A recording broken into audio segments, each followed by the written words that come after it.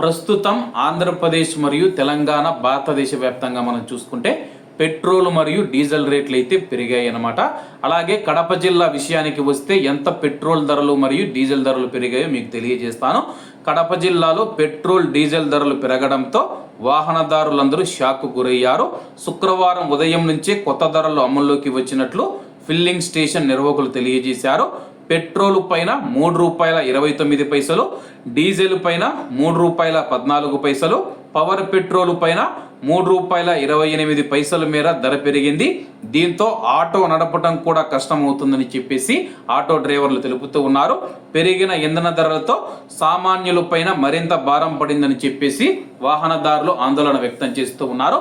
అలాగే ఈ యొక్క రేట్లు పెరగడానికి ప్రధాన కారణం మనం చూసుకుంటే ఇరాన్, ఇజ్రాయిల్, అమెరికా యుద్ధం అని చెప్పుకోవచ్చు.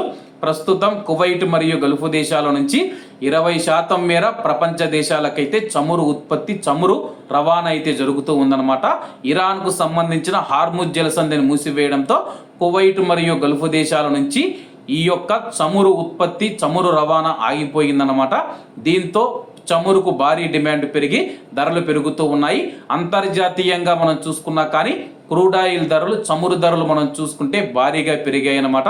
ప్రస్తుతం ఇతర దేశాలతో పోలిస్తే ఇండియాలో కొద్ది మేర మాత్రమే రేట్లు పెంచినట్లయితే విశ్లేషకులు తెలుపుతూ ఉన్నారు. మరి దీనిపైన మీ యొక్క అభిప్రాయాన్ని తెలియజేయండి.